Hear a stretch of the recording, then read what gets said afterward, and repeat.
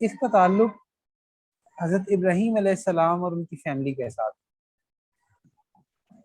تو حضرت ابراہیم علیہ السلام کی جو لائف ہے وہ اس میں اتنے لیسنز ہیں اور اتنی زیادہ ڈائمینشنز ہیں کہ اگر ہم اس کو ایکسپلور کرنا شروع کریں تو جس کو کہتے ہیں نا کہ ہمیں بہت سارے جیمز مل سکتے ہیں, بہت سارے لائف لیسنز مل سکتے ہیں. تو اس لیے حضرت ابراہیم علیہ السلام کی لائف کو سمجھنا, ڈسکس کرنا یہ انتہائی ضروری ہے. اور جب تک ہمیں اس کی ایسنس سمجھ نہیں آئے گی تب تک ہمیں وہ محبت, وہ عشق اور وہ کیفیت ہمارے اندر ڈیولپ نہیں ہوگی. حضرت ابراہیم علیہ السلام جو تھے یہ اللہ سبحانہ و تعالیٰ کے خلیل تھے. خلیل کہتے ہیں جو جیسے بیسٹ فرینڈز ہوتے ہیں نا, کلوز فرینڈز جن سے آپ اپنے راز بھی شیئر کر سکتے ہیں, اس کو خلیل کہتے ہیں. تو اللہ سبحانہ و تعالیٰ نے دو لوگوں کو خلیل بنایا, ایک رسول اللہ صلی اللہ علیہ وآلہ وسلم کو اور دوسرا حضرت ابراہیم علیہ السلام. آپ حضرت ابراہیم علیہ السلام کے مقام کا اندازہ اس بات سے لگائیے کہ ایک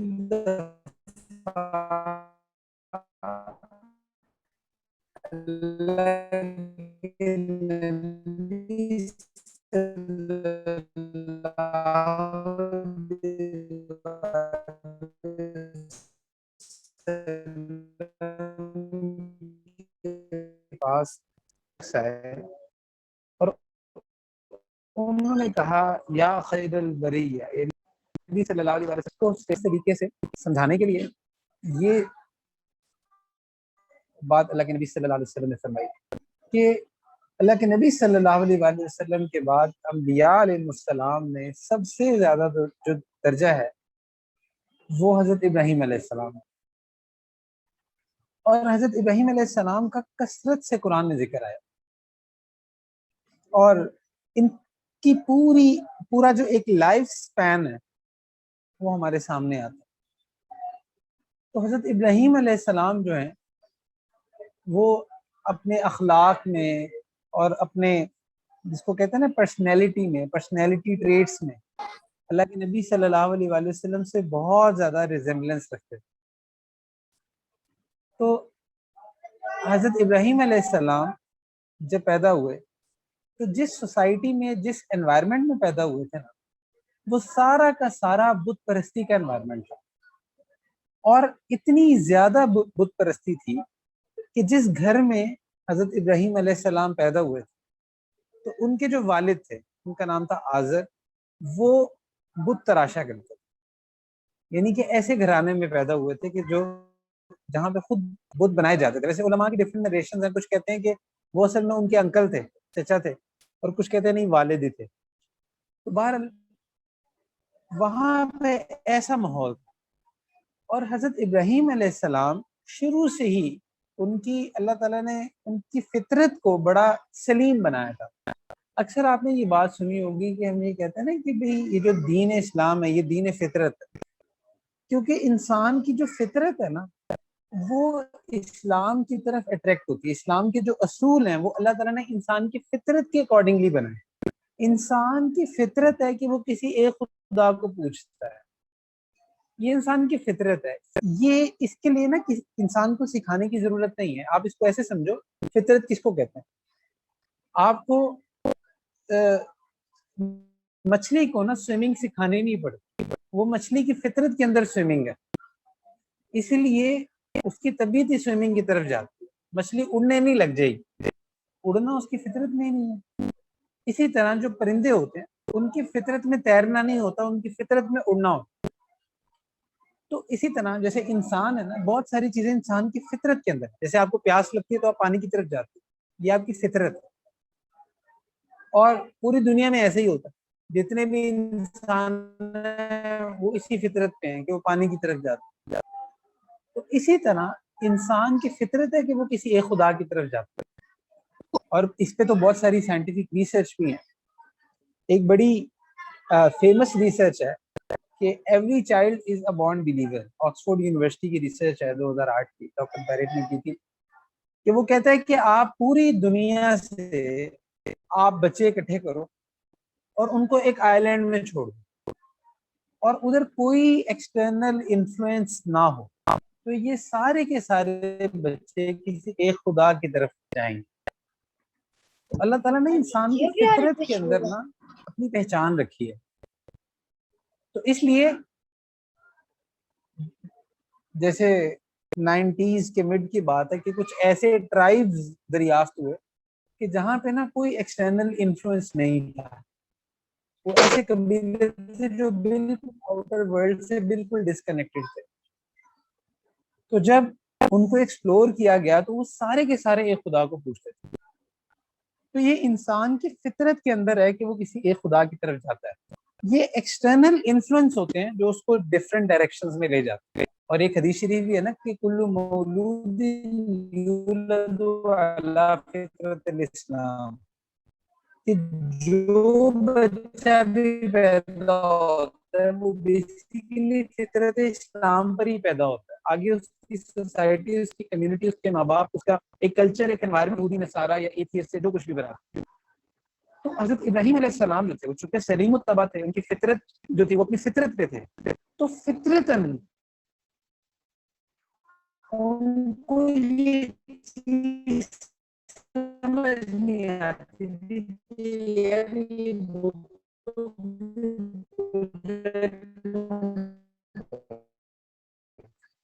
تو آپ دیکھیں کہ اپنی ٹین ایج کے اندر وہ یہ سبوں کی زیادہ بیزار تھے کیونکہ پوری سوسائٹی تو بت پرست تھی.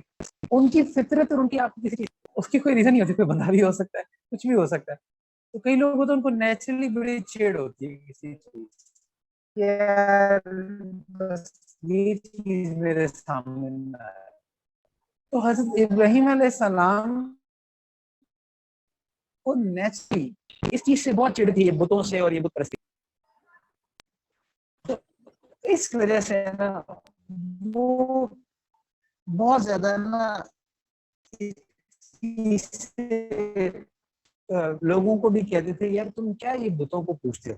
دیکھیے لوگ بھی نا ان کو جی نگاہ سے دیکھتے تھے, یار یہ جو بندہ رہ گیا ہمیں سے اپنے ٹین ایج کی طرف گئے. تو سبحان اللہ جو بڑی خوبصورت بات آپ کو ملتی ہے کہ وہ ایسے ایسے انٹلیکچوئل آرگومنٹس دیتے تھے کہ جس کا جواب ان کی سوسائٹی کے پاس نہیں ہوتا. مثال کے طور پہ جب وہ بتوں کے سامنے کھانا رکھتے تھے نا وہ نہیں کھاتے, تو اور پھر جب کافی دیر تک بتوں نے کہاں کھانا ہوتا پھر وہ کہتے تھے یہ دیکھو یہ تو کھاتے ہی نہیں ہے, تم اس کے سامنے کھانے کیوں رکھتے. اب اس کا جواب ان کے پاس نہیں ہوتا. تو اس طرح حضرت ابراہیم علیہ السلام تھرو آؤٹ ایک دعوت دیتے رہتے کہ بھائی یہ پتھر کے بت ہیں, اور پھر ان کے گھر میں تو بت بنتے رہے. وہ کہتے تھے کہ یار یہ کیا پتھر سے خود ہی ہم بنا رہے ہیں اور خود ہی پھر اس کو پوجنے لگے. اچھا پھر نا چونکہ وہ ایک ایسے گھرانے میں تھے کہ جہاں پہ بت بنائے جاتے تھے تو وہ اس کو نا اور زیادہ کلوزلی آبزرو کر رہے تھے. وہ یہ دیکھتے تھے کہ کوئی امیر بندہ آتا ہے نا تو وہ بڑا بت لے کر جاتا ہے. بڑا بت جو ہے نا اس کے کان بھی بڑے بڑے ہیں, اس کا کہ یہ زیادہ دور تک سنتا ہے, یہ زیادہ پاورفل ہے. تو وہی بات جب انسان فطرت سے ہٹتا ہے تو پھر وہ جو اس کے ذہن میں آتا ہے شیطان جو چیز ڈالتا ہے. اسی لیے کہتے ہیں نا کہ جو اللہ سے نہیں ڈرتا پھر وہ ہر شے سے ڈرتا ہے, اور جو اللہ سے ڈرتا ہے ہر شے اس سے ڈرتی ہے. تو اب یہ وہ سوسائٹی تھی جو اللہ کو چھوڑ چکی تھی, تو اس لیے نا ان کے اپنی جو گمان تھے وہ بنتے جاتے تھے. تو غریب بندہ آ رہا ہے وہ چھوٹا بھگوان لے کر جا رہا ہے, وہ چھوٹا بت لے کر جا رہا ہے, اور جو ہے نا وہ امیر آ رہا ہے تو اور یہ پھر شو بھی کرایا جاتا ہے کہ بھئی یہ امیر لوگوں کا بت ہے تو یہ زیادہ پاورفل. وہ کہتے تھے یہ اس طرح کے خدا کیسے ہو سکتے ہیں, تو لاجیکلی نہیں, یہ تو مطلب یہ سمپل عقل کے خلاف. تو اس لیے نا وہ اس چیز کو بہت کلوزلی دیکھتے تھے. ایک دفعہ ان کے جو والد تھے نا انہوں نے اس نے بہت سارے بت جو تھے نا وہ ان کو دیے, چھوٹے چھوٹے اور بڑے بڑے, اور کہا جا کے نا مارکیٹ میں سیل کر کے آؤ. اب حضرت ابراہیم علیہ السلام اس ٹائم ٹین ایجر تھے. اب ظاہر سی بات ہے وہ والد کے انڈر تھے, تو وہ بت لے کر گئے اور جا کے آواز لگا رہے تھے کہ کون مجھ سے یہ خریدے گا جو نہ تو تمہیں کوئی فائدہ دیتا ہے نہ تمہیں کوئی نقصان پہنچاتا ہے. مارکیٹنگ اسٹریٹجی کہ وہ یہ اعلان کر رہے تھے کہ کون مجھ سے یہ خریدے گا جو نہ تمہیں کوئی فائدہ دے گا نہ تمہیں کوئی نقصان دے گا. آپ کسی بس میں چلے جائیں نا, کوئی کسی نے منجن بیچنا ہو تو ایسی تعریفیں بیان کرتا ہے نا, مارکیٹنگ اسٹریٹجی. اب اس مارکیٹنگ اسٹریٹجی کے ساتھ کس نے خریدنا تھا؟ تو اب جو خریدنے بھی آتے تو وہ بھی ایک دفعہ سوچ میں پڑ جاتے کہ یار یہ کیا کہہ رہا ہے بندہ. تو ایسی آواز لگا رہے تھے کہ کون مجھ سے یہ خریدے گا جو نہ تو تمہیں کوئی نفع دیتا ہے نہ تمہیں کوئی نقصان پہنچاتا. اب جب وہ نہیں بکے, ان کے والد کو پتا چلا, ان کے والد نے ان کو ڈانٹا اور اچھا یہ تم کیا کر رہے ہو, اس طرح تو ہمارا کاروبار نہیں چلے گا. خیر, تو حضرت ابراہیم علیہ السلام جو تھے نا وہ شروع سے ہی وہ اس چیز کے اگینسٹ. اچھا پھر اسی طرح سے حضرت اچھا سگنل, اچھا اچھا اچھا یہ تھوڑا سا اگر اس طرف کر لیں اور دیکھ لیں اس کو اینڈ پہ رکھ کے دیکھ لیں. جی اب بتائیے گا آواز کلیئر ہے, کیونکہ آ رہا تھا کہ سگنلز کا مسئلہ آ رہا ہے. جی اب آواز کلیئر ہے. اچھا اچھا, تو جب یہ اس طرح سے سیل کرتے تھے تو ظاہر سی بات ہے کسی نے خریدنا نہیں تھا. تو جو ان کے والد صاحب تھے نا وہ, اور پھر جو ان کی سوسائٹی ہے, ان کی آنکھوں میں شروع سے ہی کھٹکتے تھے. تو ایک دفعہ, اب یہ قرآن میں بھی آرگیومنٹس ہیں کہ انہوں نے کہا کہ اچھا یہ جو ستارے ہیں نا شاید یہ میرا خدا ہے. تو اب وہ جو لوگ تھے نا تو وہ سنتے کہتے اچھا. تو پھر اس کے بعد جب ستارے غائب ہو گئے تو انہوں نے کہا یہ کیسا خدا ہے جو کہ غائب ہو جائے. اس کا مطلب یہ نہیں تھا کہ حضرت ابراہیم علیہ السلام نے نعوذ باللہ کو خدا تسلیم کر لیا تھا, وہ تو فطرتاً نبی تھے, تو وہ ایسا نہیں ہو سکتا تھا کہ وہ شرک میں جائیں. لیکن یہ آرگیومنٹس تھے ان کو سمجھانے کے لیے. تو سبحان اللہ, انہوں نے کہا کہ یہ کیسا خدا ہے جو کہ بالکل فیڈ اوے ہو جائے. تو اب وہ بھی پریشان ہوتے, وہ بھی کہتے ہیں ان کے پاس کوئی جواب نہ ہوتا اس کا. پھر اس کے بعد چاند آیا, تو انہوں نے کہا یہ چاند بڑا خوبصورت, اتنا بڑا چاند, بڑا روشن. اچھا ویسے ہمارے یہاں پہ تو چاند کی خوبصورتی اس طرح نظر نہیں آتی کیونکہ شہری علاقہ ہے نا, ادھر لائٹس ہوتی ہیں سب کچھ. لیکن اگر آپ کسی پہاڑی علاقے میں چلے جائیں یا ایسی جگہ جو بالکل گاؤں ہو یا کوئی ایسی جگہ, تو وہاں پہ چاند آپ کو واقعی بہت خوبصورت ہے. تو چاند کو دیکھ کے ہم نے کہا یہ چاند بڑا خوبصورت ہے اور بہت بڑا ہے, اتنا ایسے آسمان پہ, تو یہ شاید میرا خدا ہو. تو پھر وہ جو لوگ تھے تو وہ کہتے ہیں ہاں یہ ہو سکتا ہے. تو پھر جب وہ غائب ہو گیا تو انہوں نے کہا یہ کیسا خدا ہے, یہ بھی غائب ہو گیا. تو پھر اسی طرح جب سورج کو دیکھا تو کہا یہ خدا ہو سکتا ہے, ہاذا اکبر, یہ بڑا بھی ہے, یہ خدا ہوگا. اور پھر جب وہ چلا گیا تو انہوں نے کہا یہ کیسا خدا ہے, یہ بھی چھپ گیا. تو انہوں نے نا ہر طرح کی جو لاجکس جو انسان کے ذہن پہ آ سکتی تھی نا, ان سب کو بریک کیا آہستہ آہستہ, اور کہا کہ نہیں, الحمدللہ میرا خدا ایسا نہیں ہو سکتا کہ جو چھپ جائے. خدا تو وہ ہونا چاہیے جو ہر وقت موجود ہو, ہر جگہ موجود. تو اس طرح نا حضرت ابراہیم علیہ السلام جو تھے, تو ان کی بہت خاص بات تھی وہ یہ کہ وہ توحید پہ بہت فرم تھے. جو ہمیں اس چیز سے ایک سبق ملتا ہے نا, وہ یہ کہ توحید پہ آپ کبھی کمپرومائز نہ کریں. سلائٹسٹ کمپرومائز بھی توحید میں برداشت. تو حضرت ابراہیم علیہ السلام جو تھے نا, انہوں نے توحید کو ایسے پریزنٹ کیا. اچھا آج کل کے ہمارے دور میں اس طرح کی بت پرستی تو نہیں ہے, لیکن ہمارے اندر نفس پرستی ہے, دنیا پرستی ہے, یہ چیزیں بہت زیادہ. ہم سمجھتے ہیں مال سے ہوگا, مال سے میرے کام بنیں گے, مال سے مجھے سکون آئے گا. لیکن جن کے پاس مال ہے آپ ان سے جا کے پوچھیں کہ کیا آپ کو اس مال نے سکون دیے, ایسی بات نہیں ہے. لوگ سمجھتے ہیں کہ شاید میرے تعلقات ہوں گے، میرے کانٹیکٹس ہوں گے، اس سے مجھے سکون حاصل ہو، ایسا بھی نہیں ہے۔ اس لیے یہ جو جتنے اسٹیریوٹائپس اور جتنی چیزیں، جو چھوٹے چھوٹے بت جو ہم نے اپنے اندر بنائے ہوئے نا، ہمیں ان کو بریک کرنا ہے کہ نہیں، ہر وقت ہماری نظر کے سامنے اللہ رب العزت کی ذات ہے۔ یہ چھوٹے چھوٹے سے خدا نہیں ہم نے بنانے۔ وہ جو علامہ اقبال فرماتے ہیں نا، یہ ایک سجدہ جسے تو گراں سمجھتا ہے، ہزار سجدوں سے دیتا ہے آدمی کو نجات۔ جب انسان ایک رب کو اپنا مان لیتا ہے نا کہ بس میں نے اس ایک رب کو راضی کرنا اور دنیا کی فکر چھوڑ دیتا، تو اس سے جو اطمینان اور سکون حاصل ہوتا ہے کسی اور چیز سے نہیں ہوتا۔ نہیں تو آج کل تو حالات یہ ہیں کہ آپ کسی ایک کو راضی کرنے لگو 10 لوگ ناراض ہوتے ہیں، اس کو راضی کرنے لگو فلاں ناراض ہوتے ہیں۔ تو ہمیشہ الٹیمیٹ گول ہمارا یہ ہونا چاہیے کہ ہم نے اللہ کو راضی کرنا۔ اور پھر اسی طرح ایک فیسٹیول آتا ہے ان کے اس میں، تو حضرت ابراہیم علیہ السلام کہتے ہیں میں نہیں جا رہا، میں آئی ایم فیلنگ سک، میں بیمار ہوں۔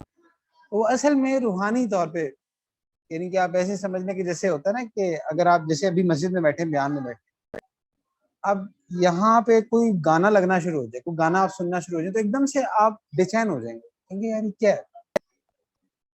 تو اسی طرح حضرت ابراہیم علیہ السلام اس بت پرستی اور اس فیسٹیول کے ماحول سے بہت بیزار ہوتے تھے۔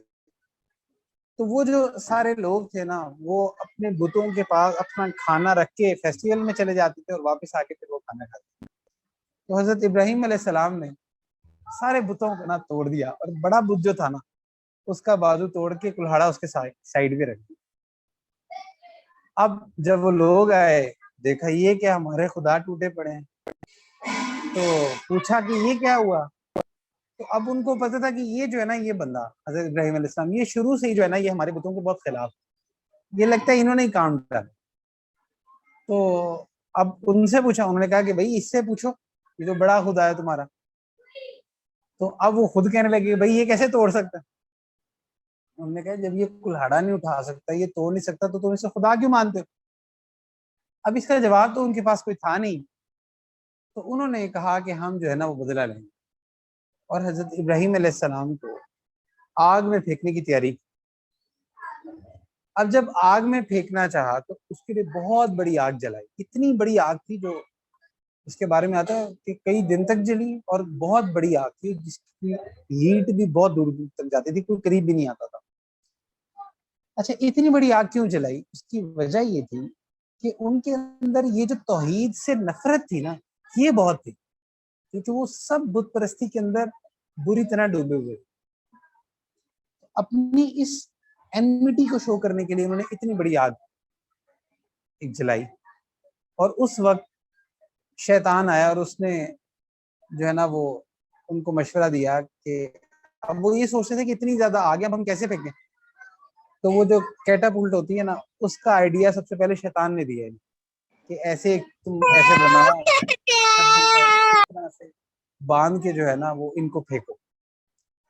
خیر جب وہ ایک سارا معاملہ ہوا، اچھا ویسے کیسے عجیب بات ہے کہ اس ٹائم حضرت ابراہیم علیہ السلام کیا فیل کر رہے ہوں گے کہ وہ کہہ رہے ہوں گے کہ بھائی مطلب اگر آپ ایک انسان ہونے کے ناطے اپنے آپ کو اس پوزیشن میں رکھ کے سوچو، تو ہم ہوتے تو ہم کیا فیل کر رہے ہوتے کہ یار ہم کسی کوئی غلط بات تو نہیں کر رہے، صحیح بات پہ کھڑے ہیں، صحیح بات کی طرف دعوت دے رہے ہیں، اور یہ میرے اپنے ہی لوگ ہیں جو مجھے اب اتنا ذلیل کر رہے ہیں اور یہ کر رہے ہیں، اور آگ میں پھینکنے کی تیاری ہوگی۔ آگ میں پھینکنے کا مطلب، اب حضرت ابراہیم علیہ السلام کو اس ٹائم تو نہیں پتا تھا کہ بس آگ میں پھینکوں گا تو جیسے آج ہمیں پتا ہے کہ آگ میں پھینکا تو وہ آگ ٹھنڈی ہوگی، لیکن جب ان کو پھینکا جا رہا تھا تو اس ٹائم تو ان کی کانشیس میں نہیں تھا نا کہ آگ ٹھنڈی ہو جائے گی، اس ٹائم تو بس یہی تھا کہ بس آگ میں گئے تو گئے۔ تو اس وقت فرشتے کو بھیجا اللہ سبحانہ تعالیٰ نے، انہوں نے پوچھا کہ آپ کو ہیلپ چاہیے کوئی؟ انہوں نے کہا کہ کیا اللہ میرے حال سے واقف؟ سبحان اللہ، یہ کہنا بڑا آسان ہے، جب انسان پریشانی میں ہوتا ہے نا اور واقعی اس پہ کوئی پریشانی ہوتی، بلکہ بہت سارے ایسے لوگ ہوتے ہیں جب پریشانی میں ہوتے ہیں، آپ ان سے کہو نا کہ اللہ بہتر کرے گا، اللہ خیر کرے گا، صبر نہیں آتا۔ تو وہ کہتے ہیں بس ابھی کوئی فرشتہ آئے, ابھی کوئی چیز آئے, ہم نے دعا مانگی, ابھی کچھ ہو, کوئی زمین پھٹے, کوئی آسمان پھٹے, کچھ چیزیں تبھی ہمیں. تو حضرت ابراہیم علیہ السلام اس ٹائم کیا فرما رہے ہیں, کیا اللہ میرے حال کو جانتا ہے؟ تو فرشتہ کہتے ہیں بالکل جانتا ہے. تو وہ فرماتے ہیں کہ پھر مجھے کوئی ٹینشن نہیں ہے, کوئی فکر نہیں ہے, وہ رب جانتا ہے میں کس حال میں. اگر اس رب کو یہی پسند ہے تو بسم اللہ, سبحان اللہ. اور اگر وہ رب مجھے بچانا چاہے گا, اس میں سے کوئی اور شکل نکالنا چاہے گا, تو اس رب کی مرضی ہے. سبحان اللہ. یہ صبر, آج ہماری مرضی کے خلاف کچھ ہو جائے, ہم اندر سے باہر ہل کے رہ جاتے. کسی نہ کسی درجے میں ٹھیک ہے, ہم اللہ کی طرف رجوع کر رہے ہوتے ہیں, دعا کر رہے ہوتے ہیں, لیکن یہ صبر, یہ یقین, یہ اتنا آسان نہیں ہے. یقین جانی ہے کہ جب کبھی ایسی پریشانی آتی ہے نا, بس اللہ ہی کسی کو صبر دے تو دے. انسان کا ظرف اتنا نہیں ہوتا, بہت کم لوگ ہوتے ہیں اللہ کے ولی ہوتے ہیں جو کر جاتے ہیں صبر. ہم جس سے گناہ گار کمزور لوگ کہاں صبر کر سکتے. ہمارے تو اگر ابھی پیٹرول بڑھنے سے ہی چیخیں نکل جاتی ہیں ہماری, ہم پریشان ہو جاتے ہیں. تو اللہ سبحانہ و تعالیٰ نے حضرت ابراہیم علیہ السلام پہ جو ٹیسٹ بھیجے وہ ایسے ایسے ٹیسٹ تھے, اور ایک کے بعد دوسرے اتنے ٹیسٹ تھے اوپر تلے نیچے, کہ یعنی کہ آپ اگر ایسی کوئی لائف کسی عام بندے کی ہوتی ہے, اگر ہم جیسا کوئی بندہ ہوتا ہے اور ہم پہ ایسے ٹیسٹ ہوتے تو ہمارے تو زبان سے وہی اشعار نکلتے کہ زندگی ہے یا کوئی طوفان ہے, ہم تو اس جینے کے ہاتھوں مر چلے. ہمارا تو حال یہ ہوتا. لیکن اللہ تعالیٰ اپنے پیاروں کو آزماتے ہیں. اور کیوں آزماتے ہیں؟ کیونکہ اللہ تعالیٰ یہ اگزامپل سیٹ کرتے ہیں کہ دیکھو یہ تھے مجھ سے محبت کرنے والے, یہ تھے میرے. ایک شیخ فرماتے تھے کہ اللہ تعالیٰ اپنے پیاروں کو نا کبھی مشکل میں اور آزمائشوں میں ڈالتے ہیں, اور اس سے انسان کو تکلیف بھی ہوتی ہے. لیکن آپ نا اس تکلیف کو ایسے سمجھو کہ جیسے آپ کا کوئی بڑا پیارا دوست ہو, وہ آپ کو ملے تو آپ کیا کرتے ہو, آپ نا اس کو حق کرتے ہو, اور اگر بہت دوستی ہو تو تھوڑا سا دباتے بھی بڑے زور سے, محبت سے حق کرتے ہو. میں آئے نا تو قاری صاحب نے مجھے بڑی زور سے حق کیا, تو بڑا ایک گرم جوشی فیل ہوتی ہے. قاری صاحب تو خیر جب بھی ملتے تو ایسے ہی ملتے ماشاء اللہ. تو اچھا, جب آپ اپنے کسی دوست کو حق کرتے ہو تو ایک سلائٹ سی پین ہوتی ہے, لیکن وہ پین نہیں ہوتی, وہ پین نہیں ہوتی, وہ محبت ہوتی. تو اللہ تعالیٰ اپنے پیاروں پہ جو آزمائشیں بھیجتے ہیں نا, وہ ایک حق ہوتا ہے, کبھی ٹائٹ ہوتا ہے, کبھی تھوڑا سا لائٹ ہوتا ہے, لیکن وہ اللہ کی محبت ہوتی. ہمیشہ یہ جو پریشانی ہے, یہ آزمائشیں ہیں, یہ اس وجہ سے نہیں ہوتی کہ اللہ تعالیٰ جو ہے نا وہ آپ سے کوئی بہت نفرت کرے, ایسا نہیں ہوتا. بلکہ کبھی کبھی جو ہمارے گناہوں کی وجہ سے بھی اگر اللہ کو آزمائش بھیج دیتے ہیں نا, تو یہ بھی اللہ کی رحمت ہوتی ہے. اس کی وجہ یہ کہ اللہ تعالیٰ آپ کو دنیا میں ہی صاف کر دے, تاکہ روز قیامت آپ کو کوئی پریشانی نہیں, آپ کا معاملہ یہیں پہ صاف ہو جاتا ہے. اور کبھی کبھی آپ کے کوئی گناہ نہیں بھی ہوتے, بٹ اسٹل اللہ تعالیٰ آپ کی تربیت کے لیے اللہ تعالیٰ آپ پر آزمائشیں بھیج دیتے ہیں. اب یہ حضرت ابراہیم علیہ السلام پہ جن کے بارے میں آ رہا ہے کہ اللہ نے خلیل بنایا ہوں, اور جن کی اولادوں میں ہزاروں نبی آئے, کیسی کیسی آزمائشوں سے گزرا, اور ان کی جتنی آزمائشیں ہیں نا وہ ساری کی ساری وہ ہیں کہ جہاں پہ انسان کی عقل ختم ہو جاتی. وہ اکثر لوگ کہتے ہیں نا کہ دین کو ہم تب فالو کریں گے جب ہمیں دین سمجھ میں آئے گا پوری طرح. تو بھائی دین جو ہے نا اس پہ عمل عقل سے نہیں ہوتا, عشق سے ہوتا ہے. بہت دفعہ ایسے ہو سکتا ہے کہ آپ کو دین کا کوئی حکم نہ سمجھ آ رہا ہو. ہر بندہ انٹلیکچولی ایلیٹ کلاس سے بلونگ تو نہیں کرتا, ہر بندے کی سمجھ کا دائرہ کار مختلف ہے. تو اس کا کیا مطلب ہے, اگر آپ کو کوئی قرآن کی آیت سمجھ نہیں آ رہی, آپ کی عقل میں نہیں آ رہی, تو اس کا مطلب کہ آپ اس پر عمل نہیں کرو. وہ کیا شعر ہے کہ بے خطر کود پڑا آتش نمرود میں عشق, عقل ہے محو تماشائے لب مامون.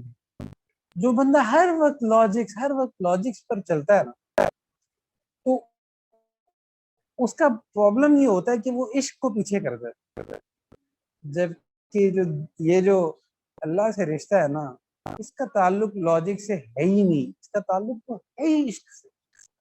آلدو ہم بہت ساری لاجکس پیش کرتے ہیں سمجھانے کے لیے، اور کرنی بھی چاہیے، مطلب اس میں کوئی غلط نہیں ہے، لیکن مین ڈرائیونگ فورس لاجکس نہیں ہوتی، مین ڈرائیونگ فورس عشق ہوتا ہے، عشق ہوتا ہے. ہر سوال کا جواب تو لاجیکل نہیں ہو سکتا، کچھ چیزیں عشق سے ہی سمجھ آتی.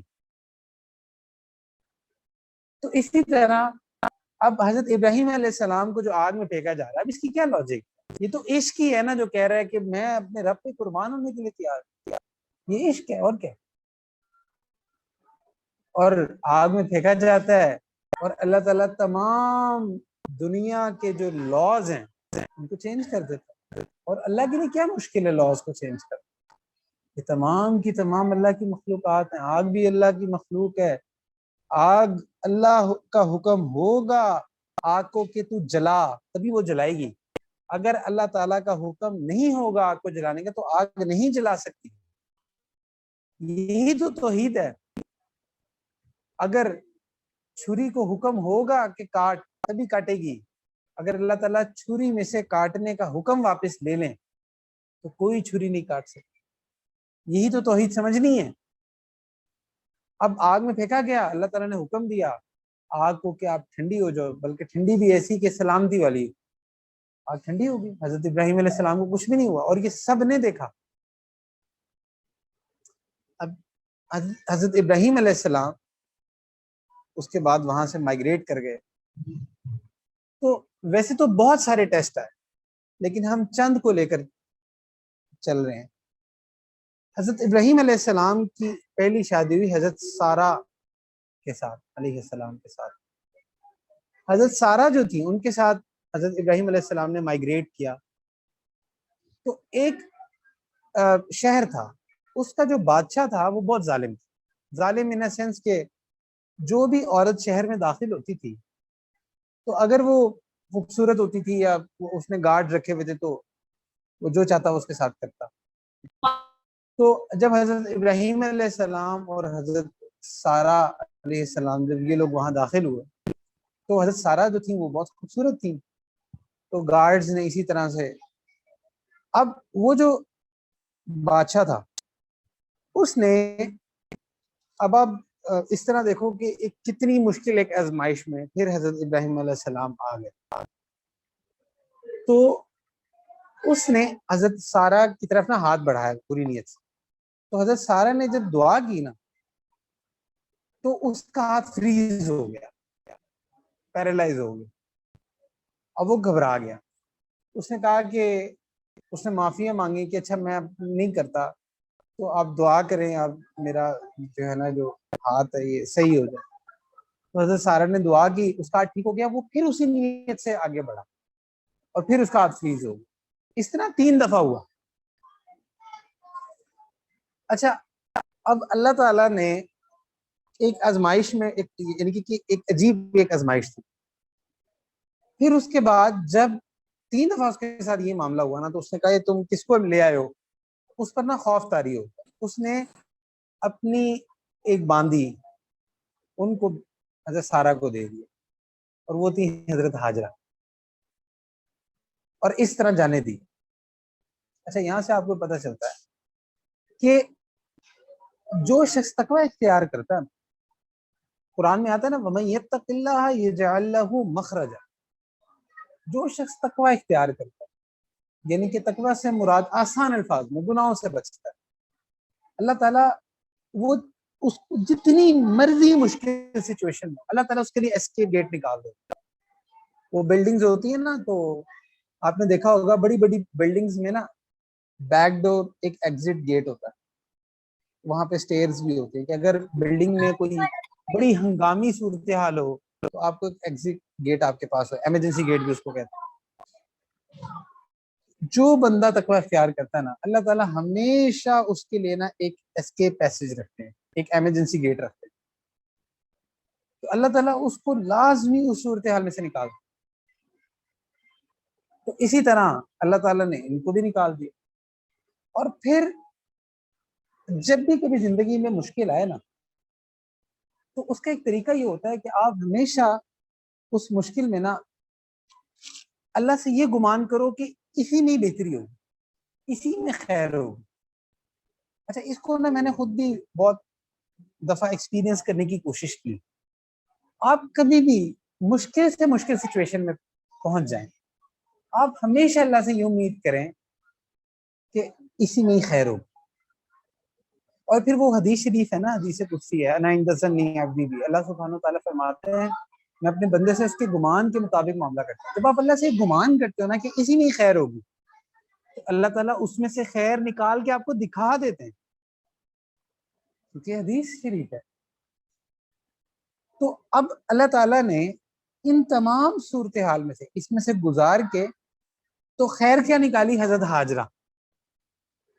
اور حضرت ہاجرہ سے آگے حضرت اسماعیل علیہ السلام پیدا ہوئے, جن سے حضرت حضور صلی اللہ علیہ وسلم پیدا ہوئے ان کی نسل سے.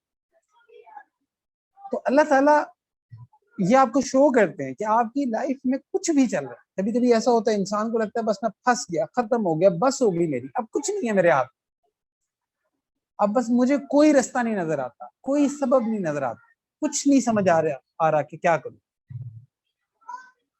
تو اگر آپ تقوی اختیار کرتے ہو اور آپ استغفار کر رہے ہو تو یقیناً اللہ اسی میں سے خیر نکال کے آپ کو دکھائیں گے. ہو سکتا ہے وہ خیر آپ کو کچھ ہی عرصے میں نظر آ جائے, ہو سکتا ہے کچھ سالوں بعد نظر آئے, اور ہو سکتا ہے کہ آپ کو اس دنیا میں وہ خیر نظر ہی نہ آئے, لیکن روز قیامت آپ کو نظر آئے یہ تو میرے لیے اتنی خیر کا باعث تھا.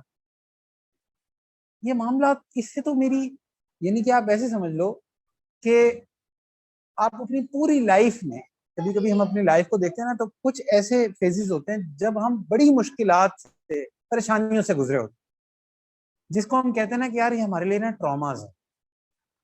اور ایون اس دنیا میں ہم اس فیز کو یاد بھی نہیں کرنا چاہتے, کبھی کبھی اتنے مشکل فیز ہوتے, لیکن روز قیامت ہو سکتا ہے کہ ہماری لائف کے سب سے روشن حصے ہی وہ ہوں, اور اللہ تعالیٰ انہی کی وجہ سے ہمیں بخش رہے, اور اللہ تعالیٰ انہی کی وجہ سے ہمیں نواز رہے. اس دنیا میں تو ہم کہتے ہیں یار it was the worst part of my life, میں تو اس کو سوچنا بھی نہیں چاہتا. ایون میں کسی ایسی چیز کو بھی نہیں دیکھنا چاہتا جس کا تعلق اس چیز سے جو مجھے اس کو یاد کرا دے. لیکن who knows کہ وہی آپ کے لیے نجات کا ذریعہ. تو اللہ تعالیٰ نے اس آزمائش میں سے نکال کے حضرت ہاجرہ علیہ السلام کو دیا. اب حضرت سارہ کی اولاد نہیں ہوئی تھی, حضرت ابراہیم علیہ السلام اور حضرت سارہ کی اولاد نہیں تھی. تو آپ جانتے ہیں اولاد کی خواہش جو ہوتی ہے نا, نکاح کے بعد اولاد کی خواہش ایک بہت اسٹرانگ خواہش ہوتی ہے. تو حضرت سارہ نے حضرت ہاجرہ کو حضرت ابراہیم علیہ السلام کو دے دیا کہ آپ ان سے نکاح کریں. تو جب ان سے نکاح کیا تو حضرت اسماعیل علیہ السلام پیدا ہو گئے. اب بوڑھے تھے, بڑھاپے میں اولاد ہوئی تو ویسے ہی انسان کو بڑی محبت ہوتی ہے, بہت چاہت ہوتی ہے. اچھا اب پھر اللہ تعالیٰ نے ایک اور آزمائش میں ڈالا. سبحان اللہ, سبحان اللہ. یہ آزمائشیں سوچتے ہیں تو حیرانی ہوتی ہے کہ میرے اللہ تیری کیا شان ہے. اللہ جیسے چاہے اپنے بندوں کو آزما لیتا ہے. اکثر ہم پہ کوئی پریشانی ہوتی ہے نا تو ہم بات کہتے ہیں وائی می, میرے ساتھ ہی کیوں ہوا.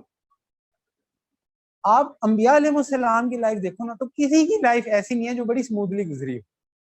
کوئی ایک نبی آپ کو ایسے نہیں نظر آتا. اللہ کے نبی صلی اللہ علیہ وسلم نے فرمایا کہ دنیا میں سب سے زیادہ جو آزمائشیں ہیں, جو ستایا گیا, وہ انبیاء کو ستایا گیا, اور ان میں بھی سب سے زیادہ مجھے ستایا گیا. تو جتنے بھی نبی گزرے ہیں کسی کی لائف آپ کو نا سموتھ نظر نہیں آتی. تو انسان جو ہے نا وہ آفٹر افیکٹس کو اور ریزلٹس کو تو دیکھ رہا ہوتا ہے کہ فلانا بندہ ہے, اللہ نے اس کو اتنا مقام دیا, اللہ نے اس کو اتنا نام دیا, اللہ نے اس کو اتنا قبول کیا, لیکن اس کے پیچھے جو اس کے سیکریفائسز ہوتے ہیں وہ ہمارے سامنے نہیں ہوتے.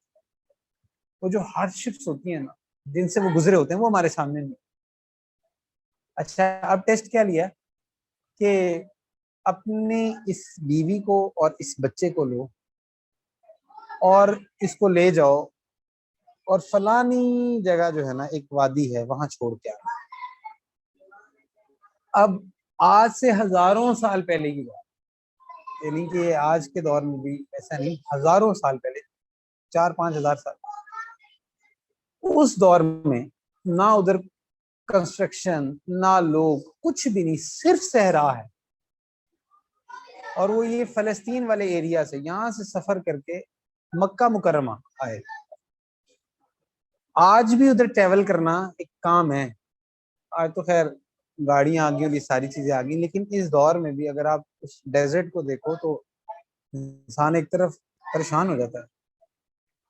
اور وہاں پہ سفر کر کے جا رہے، اور ایک وادی بنتی ہے جس کے چاروں طرف پہاڑ ہیں، کچھ نہیں ہے، صرف سیاہ پہاڑ ہیں اور پتھروں کے سنگلاخ پہاڑ ہیں، نہ کوئی پانی نہ کوئی سبزہ، کچھ بھی نہیں. اور کہا جا رہا ہے کہ ادھر ہی بیوی کو اور بچے کو ادھر ہی چھوڑ دو اور چھوڑ کے چلے جاؤ. انسان کو بیوی سے محبت ہوتی تو لوگوں کو تو آپ اس سے اندازہ کریں کہ جو حرام ریلیشن ہیں اس میں وہ اتنا انڈلج ہو جاتے ہیں کہ وہ اللہ کے لیے وہ نہیں چھوڑے ہوتے. تو جو حلال جو ریلیشن ہوتا ہے وہ تو اس کی تو محبت بہت زیادہ ہوتی ہے. اور اتنی محبت میں بیوی کو بھی چھوڑنا اور بچے کو بھی چھوڑنا، اور بچہ بھی وہ جو اتنی امید کے بعد، اتنی خواہش کے بعد پیدا ہوا، اور یہ ہے کہ بس اس کو چھوڑ کے چلے گئے. اور اس ٹائم یہ ویڈیو کالز اور واٹس ایپ سوشل میڈیا نہیں تھا کہ کنیکٹ رہتے، اسٹے کنیکٹڈ، ایسا کوئی چکر نہیں تھا، بلکہ بس یہ چھوڑ کے چلے جاؤ. اب کوئی سبب نہیں نظر آتا کہ یہاں پہ، مطلب یہ تو سیدھا سیدھا ایسے ہی ہے کہ بس آپ موت کے منہ میں چھوڑ کے جاتے ہیں. اچھا ایک اور ٹیسٹ کہ منہ سے بتانا بھی کچھ نہیں، کہنا بھی کچھ نہیں. اللہ اکبر. اب وہاں پہ چھوڑ کے بیوی کو بچے کو چھوڑ کے جا رہے ہیں. اب حضرت ہاجرہ جو ہیں مہاجرہ، وہ پیچھے پیچھے جا رہی ہیں. آپ ادھر چھوڑ کے کیوں جا رہے ہیں؟ اور کئی میل اس سواری کے ساتھ ساتھ جاتی ہیں. Can you imagine the pain کہ دونوں طرف کیا پین ہو. مطلب کوئی وجہ نہیں ہے، کچھ چیز نہیں ہے، بس حکم ہے. اب اگر آپ لاجک کو ادھر لے کر آؤ تو پھر آپ جتنی مرضی لاجکس نکالتے رہو، آپ کو لاجک سے اس کا جواب مل ہی نہیں سکتا. آپ کو صرف عشق سے اس کا جواب ملے گا. بس رب کا حکم فرمایا یہاں چھوڑ کے بس چلے جاؤ. اب حضرت ابراہیم علیہ السلام آگے آگے جا رہے ہیں سواری پہ، اب مہاجرہ ساتھ ساتھ جا رہی. بتائیں تو صحیح، کیوں چھوڑ دیں، کیوں چھوڑیں؟ وہ کیا پین ہوگی، کیا ان کے اندر فیلنگ ہوگی، کیا تڑپ ہوگی. پھر فوراً ایک دم ان کو خیال آتا ہے کہ تو اللہ کے نبی بھی ہیں. تو وہ پوچھتی ہیں کہ کیا اللہ نے آپ کو کہا؟ اچھا یہ کئی میل ساتھ سواری کے ساتھ جانے کے بعد، یعنی کہ کئی میل بہت ٹائم ہوتا ہے. یہاں سے ہم مطلب 1 کلومیٹر جائیں تو ہمیں لگتا ہو جاتا ہے، اور وہ ڈیزرٹ ہے اور سب کچھ ہے. تو وہ پوچھتی کیا اللہ نے آپ کو کہا، کیا اللہ کی طرف سے حکم؟ تو حضرت ابراہیم علیہ السلام نے بس ایسے اشارہ کیا. اچھا اس موقع پہ بھی ایک عالم سے سن رہا تھا کہ وہ سینگ کہ حضرت ابراہیم علیہ السلام نے نا حضرت ہاجرہ کی طرف دیکھا نہیں. کیونکہ وہ اس لیے نہیں دیکھا کیونکہ شاید دیکھنے سے وہ محبت جاگ جاتی یا کچھ ایسے ہو جاتا. کبھی کبھی جو جس کو کہتے ہیں نا کہ انسیڈ گڈ بائز جو ہوتے ہیں نا بڑے ٹف ہوتے ہیں. تو وہ اس طرح کی کیفیت کہ چھوڑ بھی رہے ہیں لیکن ہمت نہیں ہو رہی کہ آنکھوں میں آنکھیں ڈال کے دیکھوں. اور پھر حکم بھی نہیں ہے کہ ایسے بتانا ہے، بس چلے جاؤ، چھوڑو چلے جاؤ. اب جا رہے ہیں اور آنکھوں میں دیکھ نہیں سکتے اور بس اسی طرح چلے گئے. جیسی حضرت ہاجرہ نے یہ سنا نا کہ اچھا اللہ کا حکم ہے، تو وہ بھی حضرت ہاجرہ تھی، وہ بھی فوراً رک گئی. بس اگر اللہ کا حکم ہے بس ٹھیک ہے، اس رب نے جان دی ہے، اس رب کے لیے ہی جان دینی ہے، اس رب کے لیے ہی جینا ہے. تو بس پھر وہ رک گئی. اب حضرت ابراہیم علیہ السلام وہاں سے چلے گئے. اب ایک ٹیسٹ آ رہا ہے یہاں پہ. حضرت ابراہیم علیہ السلام کا ٹیسٹ تو ہے ہی ہے. اب یہ ٹیسٹ آ گیا ان کی فیملی پہ، اور فیملی کا ٹیسٹ سے آپ دیکھیں کہ حضرت ہاجرہ جو ہیں کچھ نظر نہیں آ رہا، پہاڑی سے ادھر سے ادھر بھاگ رہے. اب مطلب ہم اس کو بڑے آرام سے کہہ رہے ہیں کہ بھئی وہ انہوں نے 7 چکر لگائے، لیکن وہ 7 چکر کس پریشانی کس ٹینشن میں لگائے ہوں گے اور کس کرب میں لگائے ہوں گے. آپ اس کا اندازہ اس بات پہ لگائیے کہ اللہ کو وہ کرب وہ ایسا پسند آیا کہ اللہ نے آج تک وہ چکر لگ رہے ہیں. اللہ نے حاجیوں کو کہہ دیا کہ بھئی یہ لگانا ہے صفا اور مروہ کے درمیان. ایک پہاڑی پہ چڑھنا، سنگلاخ، کوئی نہ بندہ نہ بندے کی ذات. آج اگر وہ ایک دن کے لیے کہہ دیا جائے نا بچوں سے کہ بھئی سوشل میڈیا آج بند ہے پاکستان میں، آج سوشل میڈیا نہیں چلے گا، انٹرنیٹ نہیں چلے گا، تو آپ دیکھیں نوجوانوں کی کیا حال ہو. اکثروں کو سانس آنا کم ہو جائے گا، آکسیجن کم ہو جائے گی. تو یہ حال. اور مطلب اس دور میں آپ دیکھو کہ کوئی بندہ نہیں نظر آ رہا، کوئی ادھر ہوٹل نہیں ہے، کچھ نہیں ہے، کوئی کچھ بھی نہیں ہے، بس صرف ایک خالی وادی ہے. اب بچہ بھی رو رہا ہے. بچہ جب روتا ہے نا تو اس ٹائم ماں باپ کی کیا کیفیت ہوتی ہے، یہ جب تک آپ ماں باپ نہیں سمجھو گے بنو گے آپ کو پتہ نہیں چلے گا یہ کیا فیلنگ ہوتی ہے. تو اب بچہ رو رہا ہے اور یہ بھاگ رہی ہے ادھر ادھر کہ مجھے کچھ مل جائے. اور اللہ تعالیٰ کو ادا ایسی پسند آتی ہے کہ وہ فرشتہ آتا ہے، وہ پر مارتا ہے. اور اسماعیل علیہ السلام ادھر پاؤں رگڑ رہے تھے، چھوٹا بچہ جب روتا ہے نا تو ایسے پاؤں رگڑ، وہیں سے چشمہ جاری ہو جاتا ہے، آب زمزم بنتا ہے. اچھا اب جب آب زمزم بنتا ہے تو پھر جو ہے نا وہ ایک قافلہ وہاں پہ آتا ہے. وہ قافلہ اس صحرا میں سے گزر رہا ہوتا ہے، تو جہاں پہ پانی ہوتا ہے نا ادھر پرندے آ جاتے ہیں. تو پرندوں کو دیکھ کے وہ اندازہ لگاتے ہیں کہ لگتا ہے یہاں پہ پانی ہے، تو وہ ادھر آ جاتے ہیں. اب وہ دیکھتے ہیں کہ بھئی ایک عورت ہے اور ایک بچہ ہے. اب وہ قبیلہ بھی جو تھا وہ بھی اس میں بھی اچھے لوگ تھے کہ انہوں نے، اب نہیں تو اتنا بڑا قبیلہ اگر کوئی برے لوگ ہوتے تو وہ تو کچھ بھی کر سکتے تھے. وہ اجازت لیتے ہیں کہ کیا آپ ہمیں ادھر اسٹے کی اجازت دے دیں. ان کو حضرت حاجرہ جو ہیں وہ اجازت دے دیتی ہیں، وہ وہیں پہ سیٹل ہو جاتا ہے. حضرت حاجرہ ان کو جو ہے نا وہ اسی کے ذریعے ان کا گزارا شروع ہو جاتا ہے. اچھا اب آپ تھرو آؤٹ یہ دیکھو کہ اللہ تعالیٰ جب کسی آزمائش میں ڈال رہے ہیں، جب کسی بڑی آزمائش میں ڈال رہے ہیں تو فوراً اس کے بعد ایک بہت بڑی خیر وہاں سے نکلے. یہ اللہ تعالیٰ ڈاٹس کنیکٹ کر رہے ہو. اور ایسا نہیں ہے یہ صرف حضرت ابراہیم علیہ السلام کی لائف میں تھا، یہ ہماری لائف میں بھی ایسے ہی ہو رہا ہوتا ہے. اللہ تعالیٰ کا الگوریتم ہماری لائف کا بھی یہی ہے. صرف ڈفرینس کیا ہے کہ ہم پہ ایسے بڑے بڑے امتحان نہیں آتے جیسے ان حضرات پہ ہے، کیونکہ ہم کمزور لوگ ہیں.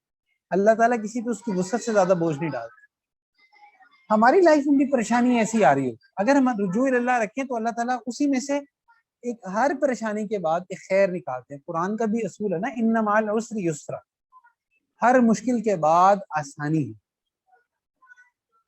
اللہ تعالیٰ جیسے ہم اپنی یونیورسٹی لائف میں بھی دیکھتے ہیں نا کہ ہر ایگزام کے بعد ہم نئی کلاس میں پروموٹ ہو جاتے ہیں. ہر انٹرویو کے بعد ایک سلیکشن ہوتی ہے، اگر آپ اس میں پاس ہو جائیں. تو اسی طرح یہ امتحانات آتے رہے. اچھا پھر اسی طرح سے حضرت اسماعیل علیہ السلام بڑے ہوئے. حضرت اسماعیل علیہ السلام کی شادی بھی ہوئی وہیں پہ. تو ایک موقع پہ حضرت ابراہیم علیہ السلام جب ملنے کے لیے آئے تو حضرت اسماعیل علیہ السلام کے گھر آئے.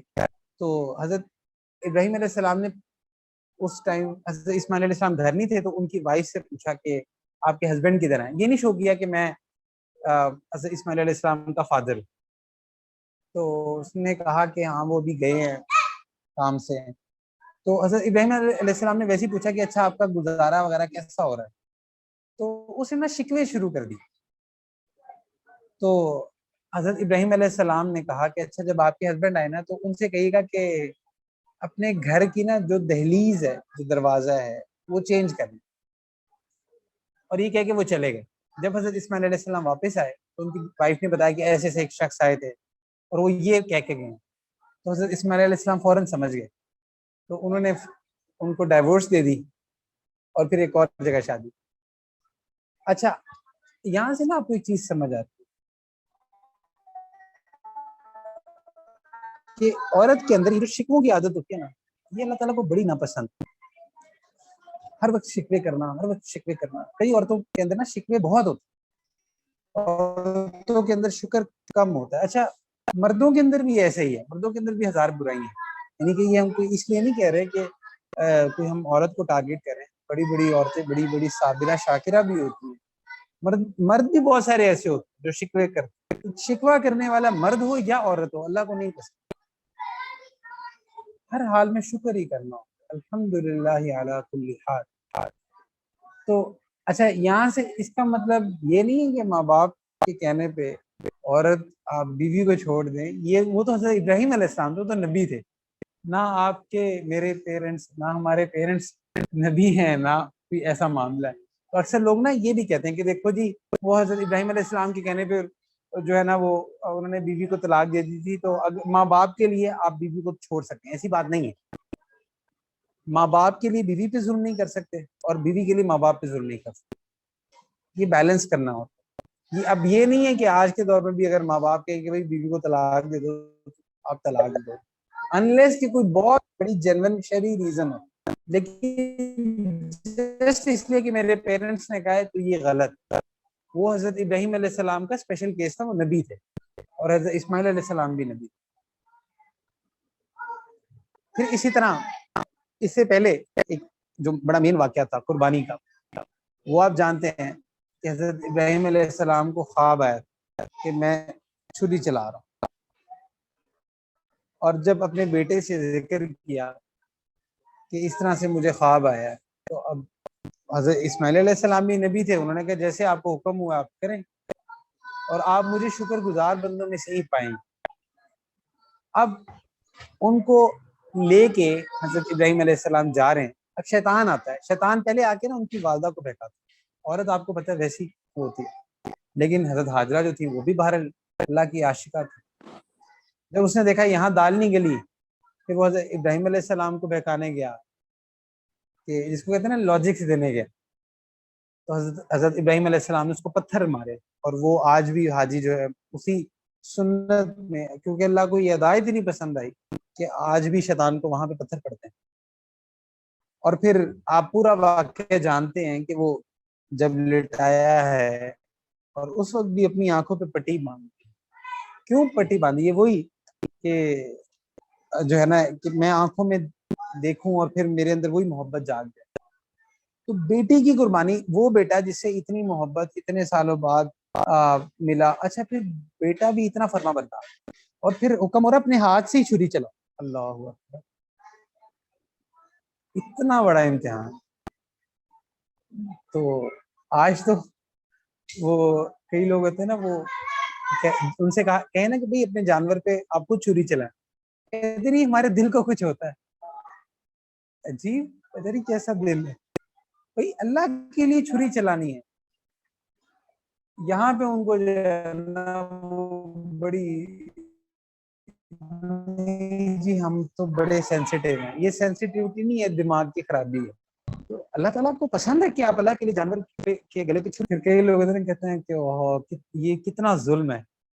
میکڈونلڈس کھاتے ہوئے ان کو ظلم نہیں یاد آتا، یا اور اس طرح سے چیزیں کھاتے ہوئے ان کو ظلم نہیں یاد آتا، ان کو یہاں پہ ظلم یاد آتا. تو اللہ کو یہ ادا پسند ہے. اور پھر آپ جانتے ہیں کہ وہ اللہ تعالیٰ نے اس کو ریپلیس کر دیا جنت کے ایک مینڈھے کے ساتھ، اور وہی لیگیسی آج تک چلی آ رہی ہے. اب حضرت ابراہیم علیہ السلام کی چونکہ سیکریفائزز اتنے بڑے بڑے تھے، یعنی کہ اولاد کو اپنے ہاتھ سے قربان کرنا، یہ آپ کو اگزامپل نہیں سی کوئی ملی اپنے بیٹے کو. تو اللہ کو یہ ادائیں اتنی پسند آئی تھی کہ وہ آج تک دیکھیں چلتی آ رہی. اچھا اسی طرح وہ جو میں پہلے واقعہ بتا رہا تھا، جب حضرت اسماعیل علیہ السلام نے دوسری شادی کر دی، تو پھر اسی طرح حضرت ابراہیم علیہ السلام آئے تھے اور اسی طرح پوچھا کہ بھائی کیا حالات چل رہے ہیں. تو ان کی جو دوسری وائف تھی انہوں نے کہا جی اللہ کا بڑا شکر ہے، بہت اللہ نے آفت شکر گزاری کی. تو حضرت ابراہیم علیہ السلام نے جاتے ہوئے پھر وہی میسیج دیا کہ اپنے ہسبینڈ سے کہنا کہ آپ کے گھر کی دہلیز جو ہے نا بالکل ٹھیک ہے. تو حضرت اسماعیل علیہ السلام کو جب یہ پتہ چلا تو وہ خوش ہوئے. تو آپ دیکھو کہ اتنے بڑے بڑے سیکریفائسز ہو رہے ہیں اور اللہ تعالیٰ کو یہ ادائیں اتنی پسند آ رہی ہیں کہ اللہ تعالیٰ نے وہ آج تک کے لیے وہ چیزیں جاری کر دی. پھر اسی طرح خانہ کعبہ کی جو کنسٹرکشن ہوتی ہے وہ بھی اللہ تعالیٰ انہی کے ہاتھ سے لیتے. حضرت اسماعیل علیہ السلام، حضرت ابراہیم علیہ السلام یہ اس کعبے کی کنسٹرکشن کرتے ہیں. سبحان اللہ. آج آپ دیکھ لیں ساری امت اس کعبے کی گرتی طواف کر رہی ہے، حج بھی ادھر ہی سج رہا ہے، سارا کچھ وہاں ہو رہا ہے. پھر اسی طرح حضرت ابراہیم علیہ السلام جب بوڑھے ہو گئے تو حضرت سارا کے ساتھ رہتے تھے. تو ایک دفعہ کچھ لوگ آئے تو حضرت ابراہیم علیہ السلام کی جہاں پہ اور عادتیں تھیں وہاں ایک عادت جو تھی نا وہ یہ کہ بہت زیادہ مہمان نواز، ہمیشہ مہمان نوازی کرتے. تو دیکھا کہ کچھ اجنبی لوگ آ رہے ہیں تو ان سے کہا کہ ہمارے پاس آ جائیں، آپ ادھر کھانا کھا لیں. تو حضرت سارا سے کہا کہ آپ نا اچھا کھانا پکائیں، یہ گزر رہے ہیں اللہ کے مہمان ہیں یہ کھا لیں گے. تو جب ان کے لیے کھانا پکایا گیا، کھانا رکھا گیا، اب وہ کھاتے نہیں تھے. حضرت ابراہیم علیہ السلام نے کہا کہ آپ کھائیں، وہ کہتے نہیں ہم تو نہیں کھائیں گے. تو حضرت ابراہیم علیہ السلام کو نا ہلکا سا خوف ہوا، کیونکہ اس دور میں اگر آپ کھانا نہیں کھا رہے تو اس کا ایک مطلب یہ ہوتا تھا کہ آپ دشمن ہیں. ان کو ہوا کہ کہیں دشمن تو نہیں ہے. تو پھر انہوں نے کہا کہ نہیں، اصل میں ہم دشمن نہیں ہیں، ہم فرشتے ہیں. تو اللہ تعالیٰ نے ہمیں بھیجا ہے. اچھا، مجلس میں ایک تو انہوں نے خوشخبری دی کہ اللہ تعالیٰ آپ کو اولاد دیں گے حضرت سارا سے. تو حضرت سارا بھی بڑا حیران ہوئی، حضرت ابراہیم علیہ السلام بھی بہت حیران ہوئی کہ ہم تو اتنے بوڑھے ہو گئے ہیں، اب کہاں اولاد، کہاں کیسے ہوگی اولاد. میں نے کہا بس اللہ کریں گے، یہ اللہ کے ہاتھ میں. یہاں سے آپ کو سمجھ آتی ہے کہ ہر چیز اللہ کے اختیار میں.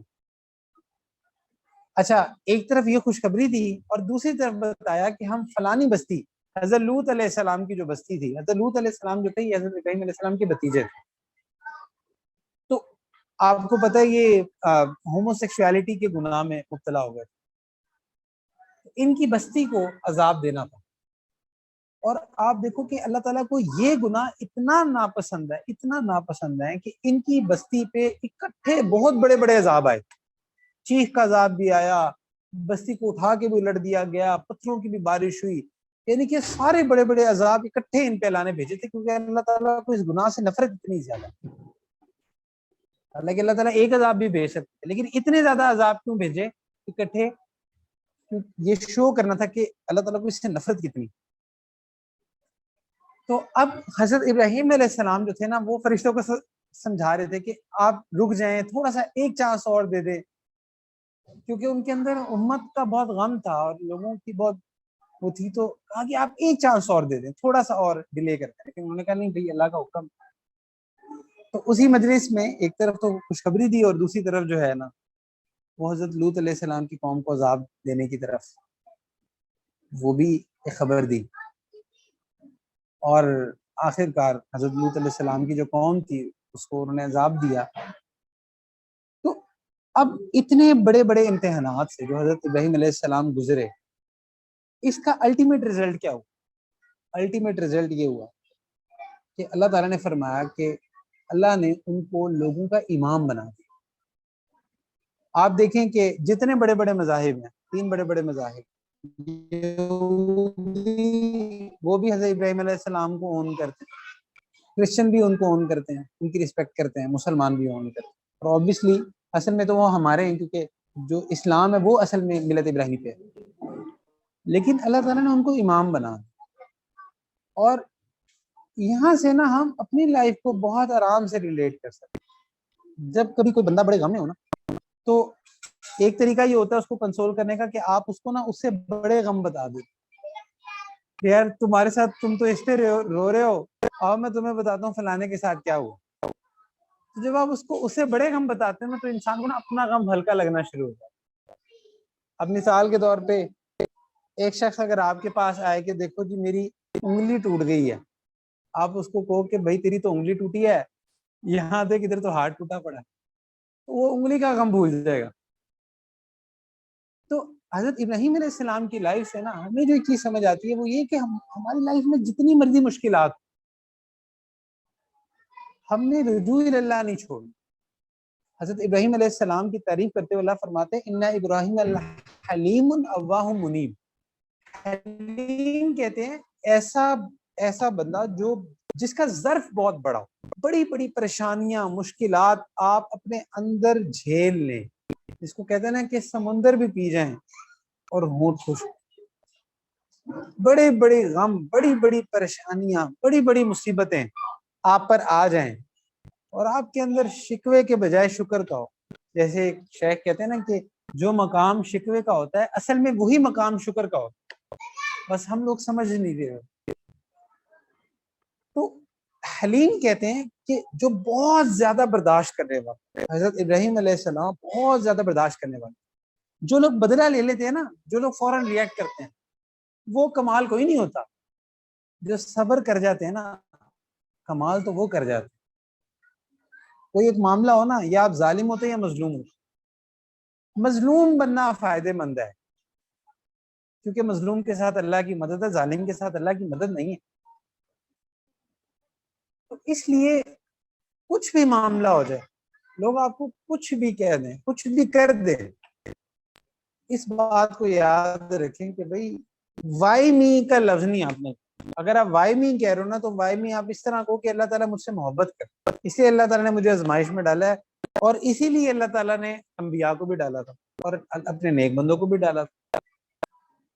تو ایک جو کریکٹرسٹک ہم نے اپنے اندر پیدا کرنی ہے، حلیم، کہ حلم اپنے اندر پیدا کرتا ہے. اکثر لوگ ہوتے ہیں فوراً ریئیکٹ کرتے ہیں، ان کو کوئی بات کہی جائے، اصل میں ہمارا ظرف کم ہوتا ہے، ہم بیر ہی نہیں کر پاتے، فوراً ریئیکٹ کرنا شروع کر دیتے. اکثر لوگ ہوتے ہیں ان پہ کوئی پریشانی ہونا فوراً شکوے شروع کر دیتے. جبکہ یاد رکھیں صبر تو ہوتا ہی پہلے وقت میں ہے، بعد میں تو صبر سب کو ہی آ جاتا ہے. بعد والا صبر کیا صبر ہوتا ہے، تو سب کو آ جاتا ہے. اصل صبر کا پتہ ہی تب چلتا ہے کہ شروع وقت میں، اس وقت آپ کیا ریئیکٹ کریں، اس ٹائم آپ کیا کہہ رہے ہیں. اور دوسری خصوصیت اواہم، اور تیسری منیب، کہ اپنا جو غم ہے نا، اپنا جو درد ہے، اپنا جو غم ہے وہ اللہ سے بیان کرتے. یعنی کہ دنیا سے غم جو ان پہ آتے ہیں نا، اس کو چینلائز کر دیتے ہیں اللہ کی طرف. تو ہم نے اپنے اندر نا پوری لائف میں یاد رکھیں، life is not a bad of roses. ایسا نہیں ہے، پریشانیاں آپ پہ آنی ہے، پہلے سے تیار رہیں. لیکن ہم نے صرف اس کو چینلائز کرنا سیکھنا ہے کہ جب ہم پہ کوئی پریشانی آئے اس کو چینلائز کرنا اللہ کی طرف. اپنا غم اس کو چینلائز کرنا ہے، یا اللہ یہ غم، اللہ میری یہاں پہ، اللہ میں مجھ سے اب آگے کچھ نہیں ہو رہا، اللہ میں کمزور ہوں. اور منیب، اللہ کی طرف رجوع کرنے والا. جب بھی کوئی پریشانی ہو پہلے اللہ کی طرف رجوع کر. کوئی پریشانی ہوتی ہے ہم کیا کرتے ہیں، فوراً اسباب کی طرف رجوع کرتے ہیں، جبکہ پہلے اللہ کی طرف رجوع کرنا چاہیے، پھر ساتھ اسباب کی طرف بھی رجوع کریں. آپ کو بھوک لگی ہے نا، اچھا اس کی نا پریکٹس ہوتی ہے. اگر آپ نے اپنے اندر یہ صفت پیدا کرنی ہے نا، تو یہ آپ کو نا کچھ بیبی سٹیپس لینے پڑیں گے، تب آپ کے اندر یہ صفت آئے گی. آپ کوئی بھی کام کرنے لگے نا، تو آپ نا جیسے اب آپ کو پیاس لگی، آپ نے پانی پینا ہے، آپ پہلے دل میں یہ دعا کریں، یا اللہ مجھے پیاس لگی ہے، میری پیاس بجھا دو، پھر پانی پیئے. آپ کو بھوک لگی ہے، آپ یہ دعا کریں کہ اے اللہ مجھے بھوک لگی ہے، میری بھوک مٹا دیں، پھر کھانا کھائیں. آپ نے کوئی بھی کام کرنا ہے، آپ نے یہاں سے کسی دوسری جگہ جانا، آپ کہیں اللہ مجھے عافیت کے ساتھ وہاں پہنچا دو. آپ چھوٹے چھوٹے بیبی سٹیپس میں جب یہ کام کریں گے نا، تو آہستہ آہستہ آپ کو عادت ہو جائے گی یہ منیب کی، بار بار اللہ کی طرف رجوع کرنے کی. یہ جو ہم بیت ہوتے ہیں، ذکر کرتے ہیں اور وقوف قلبی، ہر ٹائم دن میں اللہ کو یاد رکھنا، اس کا کیا مقصد ہے؟ ہر ٹائم رجوع اللہ ہو. تو ایک اپنے غم کو، جو دنیا سے غم آپ کو ملے، اس کو چینلائز کرنا سیکھنا ہے اللہ کی طرف. غم آپ کے دل میں آئے، اس پر صبر کریں اور اللہ کے آگے رہیں. عادت بنا لیں کہ میں نے دن میں 2 رکعت تو ایسے پڑھنے ہیں کہ جہاں پہ میں نے اپنے اندر نا یہ اواہ کی جو صفت ہے نا، کہ بیئر کر کے اور اللہ کی طرف چینلائز کرنا ہے، میں نے یہ صفت اپنے اندر پیدا کر. ڈیلی 2 رکعت نفل پڑھ لیا کریں اسی نیت سے، جہاں پہ جب اللہ کے سامنے بس غم رکھنے. ایک شیخ تھے، وہ کیا کرتے تھے، اپنے پاس ایک ڈائری رکھتے تھے، تو تھوڑی دیر بعد ڈائری نکالتے تھے، اس پہ کچھ لکھ لیں. تو کسی نے کہا کہ حضرت یہ آپ کیا کرتے ہیں؟ تو کہتے ہیں کہ اصل میں نا جب مجھے کوئی غم ملتا نا تو میں کہتا ہوں بجائے میں اپنے غموں کو سوچوں، میں نے یہ ڈائری نا اللہ کے نام کی لکھی ہوئی ہے، میں اپنا غم اس پہ لکھ دیتا ہوں اور میں کہتا ہوں یا اللہ یہ میں نے آپ کو نا اپنا غم پیش کر دیا. آپ آسان الفاظ میں کہتے ہیں کہ اللہ کو واٹس ایپ کر دیں، یا اللہ یہ غم ہے میرا. کہتے ہیں کہ بس میں یہ کہہ کے نا وہ افوض امری اللہ، میں اللہ کے سپرد کر دیتا ہوں اور میں اپنے کام میں لگا رہتا ہوں، اللہ جانے وہ جانے. تو یہ ہم نے سیکھنا ہے اس چیز سے، اور بار بار اللہ کی طرف رجوع کرنا. اللہ سبحانہ و تعالی نے بہت سارے اور لیسنز اس میں رکھے ہیں، obviously ٹائم کم ہے، ہم ہر سبق کی طرف تو نہیں جا سکتے. اچھا ایک اور چیز حضرت ابراہیم علیہ السلام کی لائف سے ہمیں بڑی خاص ملتی ہے. ایک دفعہ حضرت ابراہیم علیہ السلام نے پوچھا کہ یا اللہ آپ روز قیامت دوبارہ سے لوگوں کو کیسے زندہ کریں؟ اچھا اب یہاں سے نا آپ کو ایک چیز سمجھ آئے کہ یہ جو سوال ہے کون پوچھ رہا ہے؟ نبی پوچھ رہا ہے. تو اللہ تعالیٰ نے پوچھا کہ ابراہیم کیا آپ کو شک ہے اس میں؟ انہوں نے کہا نہیں اللہ شک نہیں ہے، مجھے یقین ہے، میرا ایمان ہے. لیکن جس کو کہتے ہیں نا to gain more satisfaction, to make more understanding, Allah تعالیٰ میں اس لیے پوچھا ہوں. تو اللہ تعالیٰ نے کہا کہ اچھا پرندے لاؤ، ان کو کاٹو، ان کو 4 مختلف سمتوں میں ان کا گوشت پھینک دو، پھر آواز دو تو سارے پرندے آ گئے. تو فرمایا ایک ایگزامپل کے ساتھ دیکھو جیسے میں نے ایسے اکٹھا کیا اسی طرح میں اکٹھا کر دوں. یہاں صاحب آپ کو ایک بات سمجھ آتی ہے کہ جو ہمارا دین ہے نا وہ سوال کرنے کو ڈسکریج نہیں کرتا. آپ کے ذہن میں کوئی بھی سوال آتا ہے نا دین کے بارے میں آپ کر سکتے ہیں، بس فرق کیا ہوتا ہے انٹینشن، کہ آپ وہ سوال سمجھنے کے لیے کر رہے ہو یا وہ جسٹ تنقید کرنے کے لیے کر رہے ہو. تو اس لیے جو بھی سوال ہو، جو بھی چیز ہو جو آپ کے دل میں، فیل فری ٹو آسک. دین ڈسکریج نہیں کرتا. اور انفارچونیٹلی آپ ہمارے ہاں کچھ ایسا ریلیجیس طبقہ ہوتا ہے جو سوال کو نا ڈسکریج کرتا. جب وہ ڈسکریج کرتا ہے نا تو اس کی وجہ سے انسان جو ہے نا وہ دین پہ آگے نہیں بڑھ پاتا. وہ کہتا ہے کہ لے مجھے تو سیٹسفیکشن ہی نہیں ہو رہی. اور یہ ایک بہت بڑی وجہ ہے کہ جس کی وجہ سے ہماری یوتھ جو ہے نا وہ دین سے دور ہوتی ہے، کیونکہ ان کو کلیئر سیٹسفیکٹری آنسرز ہی نہیں مل رہے ہو، ان کو ڈسکریج کر دیا جاتا ہے. تو اس لیے ہمارا جو دین ہے نا اس کا مزاج ہے کہ وہ سیٹسفائی کرتا ہے، لیکن صرف آپ کے پوچھنے کی نیت ٹھیک ہونی چاہیے. باقی آپ پوچھ سکتے ہیں، اپنی سیٹسفیکشن کے لیے پوچھ سکتے ہیں. مجھے بہت سارے ایسے بچے ملتے ہیں وہ کہتے ہیں ہمارے ذہن میں ایسے سوالات ہیں، ہم کسی سے پوچھتے تھے ہم پہ کوئی فتویٰ لگ جاتا تھا. تو اس لیے آپ بالکل پوچھ سکتے ہیں. حضرت ابراہیم علیہ السلام نبی ہو کے ایک سوال پوچھے. تو ہم تو انسان ہیں، ہم اللہ کو سمجھنا چاہتے ہیں. ہم اللہ کو جب تک ہم اللہ کو سمجھیں گے نہیں ہم اللہ سے محبت کیسے کریں گے؟ ہم اللہ کو پائیں گے کیسے؟ ہم اپنے دین کو اس سے محبت کیسے کریں گے؟ تو اس لیے آپ دین کو سمجھنے کے لیے آپ پوچھ سکتے ہیں اور پوچھنا چاہیے بھی.